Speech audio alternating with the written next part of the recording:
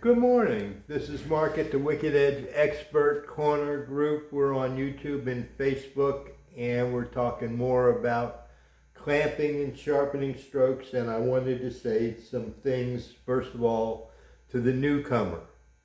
Don't worry so much about clamping it perfect, doing your sharpening strokes perfect.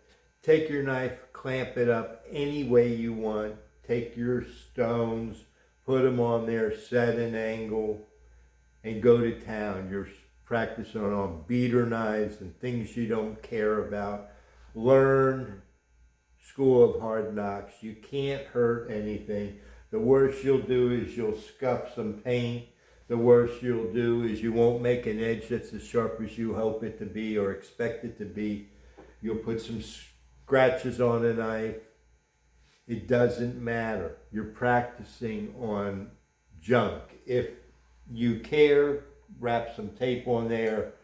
But you got to learn by doing. I can't just tell you, oh, worry about this and worry about that, because down the road you're going to need to strop in the angle. I don't want to overcomplicate it by telling you too much information, which I have a tendency to do.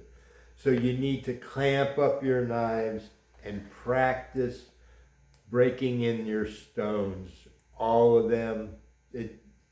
Start with your lowest grit and start on some beater knives and draw a burr.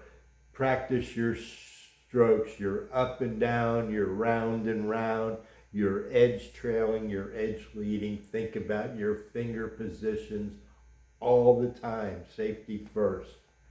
And learn how to use those strokes, doing whatever you're doing on your practice knives. And then take your flashlight and see where the ink was removed. Where the ink is removed is where the stone is physically contacting that surface. And when you do your stuff now, do it slowly and deliberately, because we're trying to remove the paint. We're not trying to remove steel. We're just trying to get a feel for it. So if you're removing up here at that angle, then you know that you're wider than it. If you're removing here and you have paint up here and paint down here, then you're just a little closer. You're not matching the angle, but you're closer to it. If you're obliterating like this, then you have that angle matched. And if you were to work it, that little bit on the top and the bottom would go away as you flatten that whole bevel. If you're removing steel down here and it's all painted above there, then you're too narrow.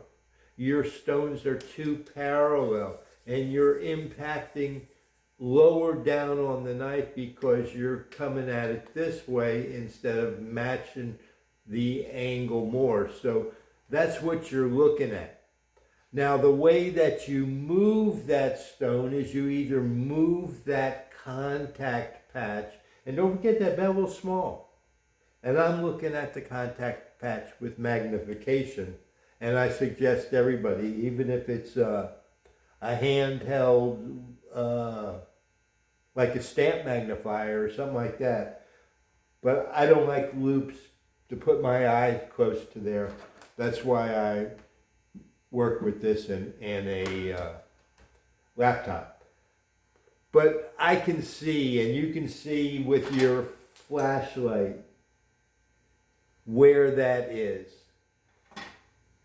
So the way you move that height of that line is by the angle or by physically moving the knife.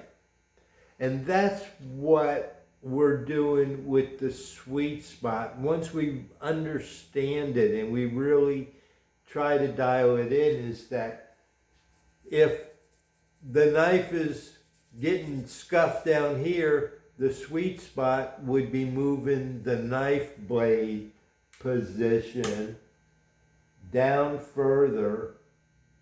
So now it's where that stone, because you're not changing anything with the angle of the stone, Now that stone should touch where you want to touch because you moved the edge down to where it is. Over here at the same time, it's going to change that, but the flat is less affected than the up and the down and the taper.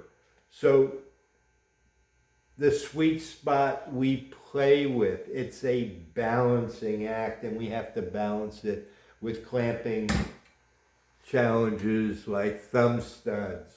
So we try to find a balance. We try to put the curve, but first thing is clamp up your knives and break in your stones and get started. The sharpening strokes. I don't want to get too long. I'm going to make another video on sharpening strokes. Thanks.